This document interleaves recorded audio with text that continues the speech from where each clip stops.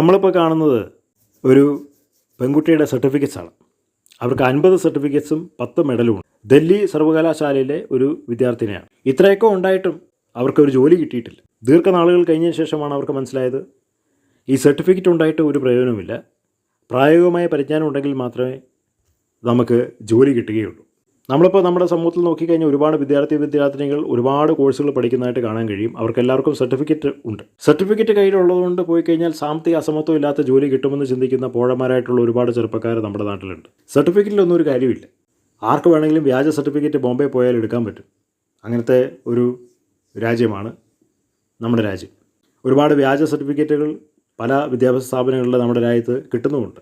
അതിൻ്റെയൊക്കെ പുറകെ കോടികൾ ഇട്ട് കളിക്കുന്ന വിദ്യാഭ്യാസ ലോബികളായതുകൊണ്ട് ഗവൺമെൻറ് അവർക്കെതിരെ ഒരു ആക്ഷനും ഒരു നിയമ നടപടിയും സ്വീകരിക്കുന്നില്ല എന്ന് മാത്രം.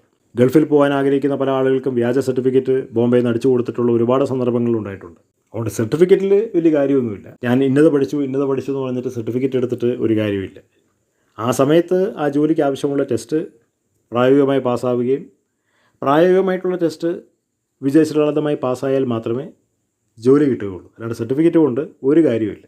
കുറച്ച് പൈസ കളയാന്നുള്ളതല്ലാതെ അതുകൊണ്ട് പ്രയോജനമില്ല.